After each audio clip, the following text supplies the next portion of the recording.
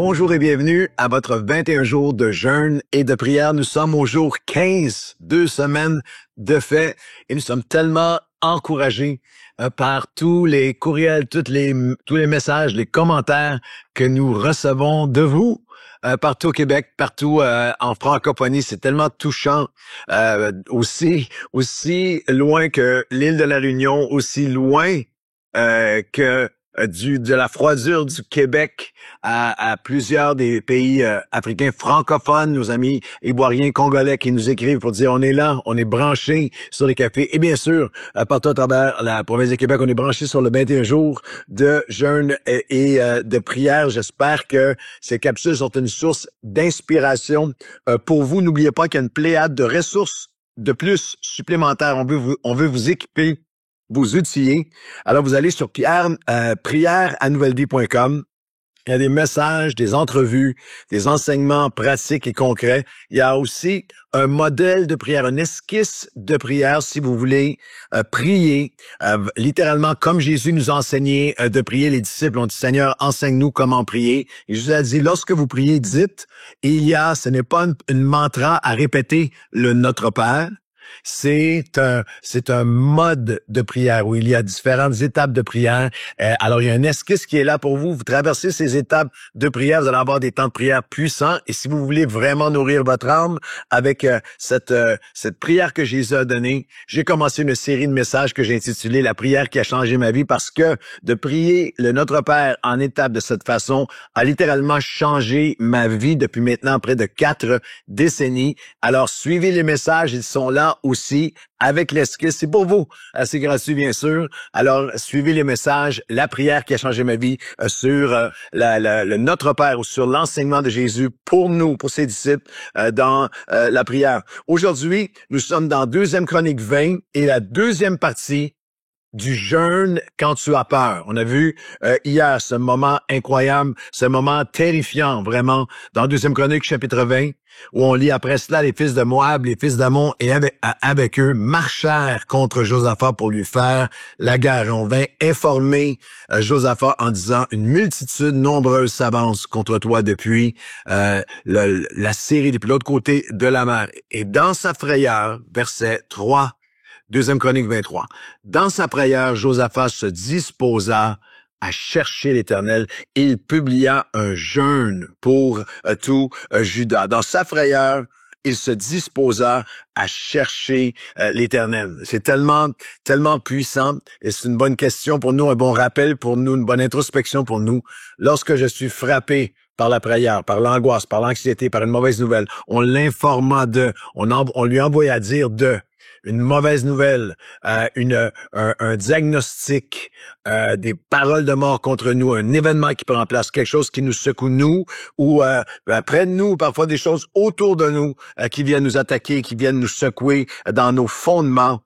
Lorsque nous sommes frappés par la peur, par l'angoisse, par l'anxiété, l'inquiétude pour l'avenir, il y a un choix qui est le choix ultime pour un enfant de Dieu. C'est le choix de disposer, mettre notre cœur à la disposition de Dieu.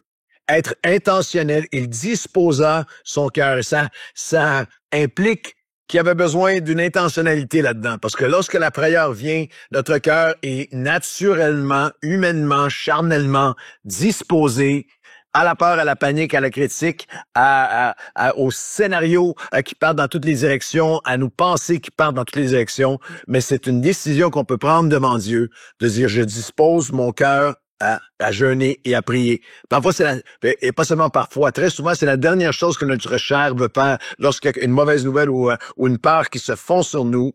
Mais il disposa, il mit son cœur, il prit le temps, il a fermé autre chose, il a coupé autre chose, il s'est coupé d'autres sources anxiogènes. Il a dit, je vais disposer mon cœur, en faire une priorité à jeûner et à prier. C'est très réel et concret. J'aimerais vous dire, c'est très réel et concret pour moi. Le jeûne et la prière, pour moi, face à l'angoisse, sous toutes ses formes, face à la panique, les inquiétudes, les fardeaux, les poids, sous toutes ces formes, le jeûne et la prière pour prévenir la peur. Il y a toujours des choses qui peuvent, lorsque vous êtes dans mon cas, vous avez vos fardeaux et vos poids, mais pour moi, avec les 10 sites, les 10 églises et toutes les autres responsabilités que Dieu m'a confiées, il y a toujours une raison d'être inquiet, il y a toujours une source de... Alors, je prie quotidiennement, moi, et dans le jeûne de la prière, je dispose mon cœur. Je dis pour protéger mon cœur de la peur de l'angoisse, mais aussi pour prévenir de la peur et de l'angoisse, mais aussi pour protéger pendant que ça prend place, pour me protéger d'agir précipitamment, me protéger de me ronger les sangs, de m'inquiéter et de devenir abattu, de devenir contrôlé, de devenir animé, marqué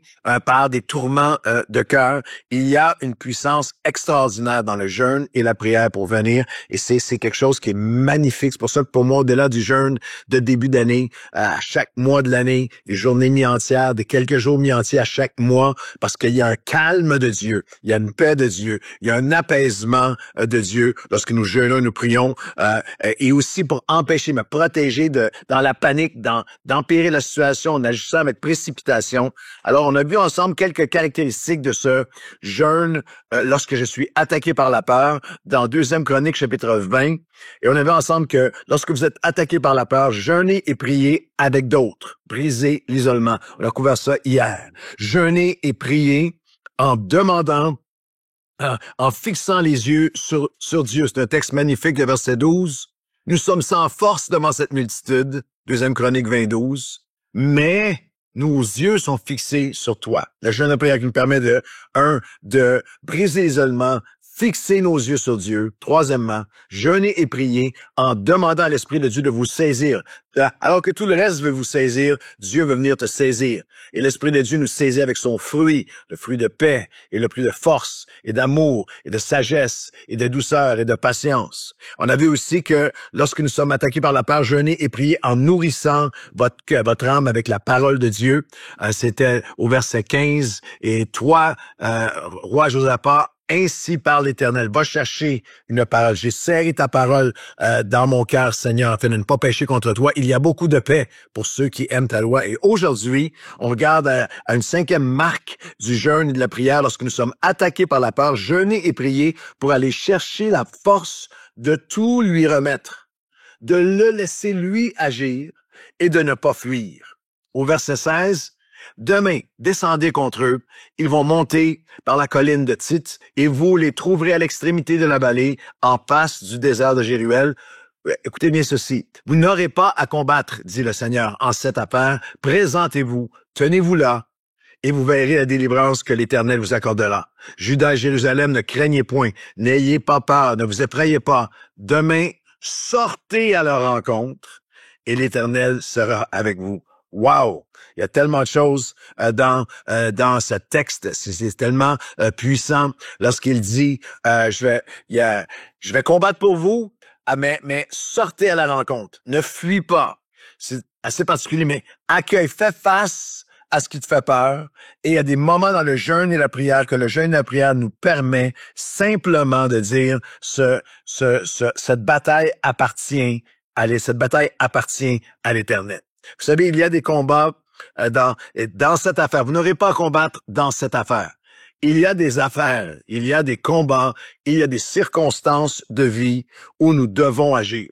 Tous les jours, on doit agir, on doit réagir, on doit prendre des décisions comme dans nos couples, comme parents, au travail, dans nos ministères, dans nos vies, dans notre budget, dans toutes sortes de décisions de vie. Il y a des choses qu'on doit. Le Seigneur nous donne la sagesse, nous donne les forces, nous donne la direction. Et il y a des choses, il y a certaines affaires, combats que nous avons besoin. Il faut être actif et proactif, agir et réagir bibliquement.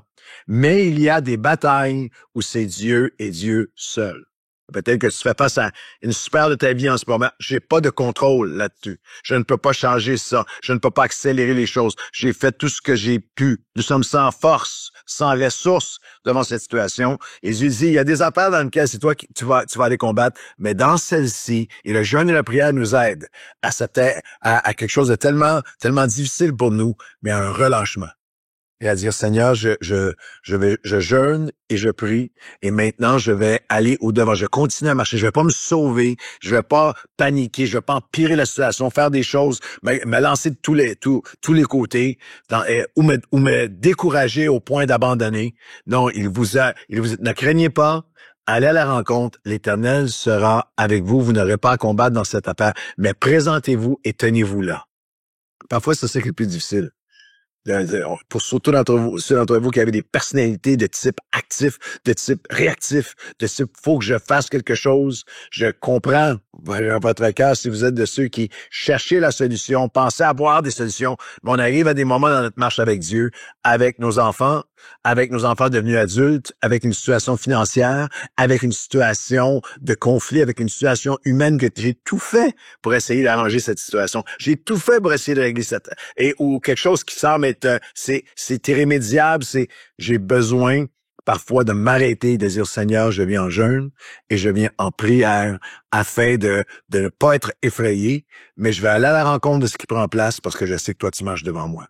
2 psaumes avant qu'on puisse prier ensemble. Un psaume et 2 textes bibliques. Un psaume 4 qui dit, le psaume 4, 4 à 9. Sachez que l'Éternel s'est choisi un homme, une femme de Dieu, un homme, une femme qui craignent Dieu, un homme, une femme pieux, ça, qui veut simplement dire qui se confie en Dieu. L'Éternel entend quand je crie à lui. Tremblez et ne péchez point. Il y a des moments où il y a un tremblement dans notre esprit, mais je ne vais pas changer ce tremblement en péché, en action que je vais regretter, en parole, en décision précipitée, en décision de colère, de charnel ou de blessure. Parlez en vos cœurs sur votre couche, puis taisez-vous. La Bible est très directe. Il y a dans le psaume un sélah, une pause. Il y a des moments où il faut juste, c'est à Dieu que je parle et à personne d'autre. C'est à Dieu que je parle et j'arrête de parler. Pause, puis taisez-vous. Offrez des sacrifices de justice et confiez-vous à l'Éternel et il fera lever sur vous la lumière de sa face. Et là, le psalmiste dit, tu mets dans mon cœur plus de joie qu'ils n'en ont, et quand abonde le fromage, et qu'abonde leur fromage et leur mou. Tu me donnes une richesse que les choses matérielles ne peuvent pas donner. Que toutes les récoltes matérielles les plus abondantes ne peuvent pas donner une paix de cœur que toi tu me donnes. Et là, il dit quelque chose de très, très pratique.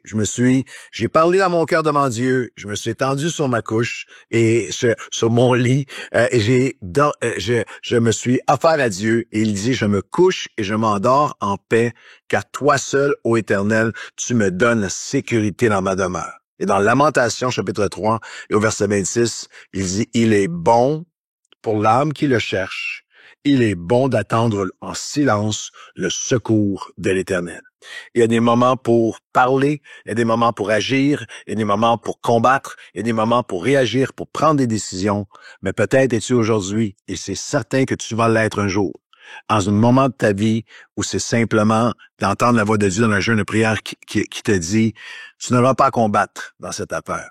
Dieu dit, c'est moi qui combats pour toi dans cette affaire. En ce moment, ce que tu dois faire, c'est tenez-vous là. Tiens-toi là. Tiens-toi là dans la foi. Tiens-toi là dans la paix. Tiens-toi là dans les promesses de Dieu, dans la bonté de Dieu, dans la fidélité de Dieu. Tiens-toi là et tiens ton témoignage. Et vous verrez la délivrance de l'Éternel vous accordera. Et demain, n'ayez pas peur. Sortez à la rencontre. Alors, j'aimerais prier avec toi que ce soit un conflit, maladie, déception, longue attente, situation agonisante, conflit personnel, un échec dans tes finances, dans ta vie, dans l'actualité actuelle et l'économie qui vient t'affecter directement, une situation qui est juste hors de notre contrôle. Alors que pour une guérison dans ta famille, dans ta santé, dans l'église, dans ton ministère, une prière pour relâcher et pour laisser Dieu agir. Aujourd'hui, Seigneur, les mots de Josaphat sont les nôtres, car nous sommes sans force, mais nos yeux sont sur toi.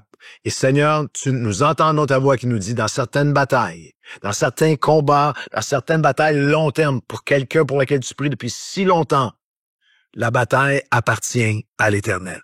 Dans cette affaire, ce n'est plus toi qui vas pouvoir faire des choses. En ce moment, tu dois les remettre entre mes mains, dit Dieu. Seulement tiens-toi là.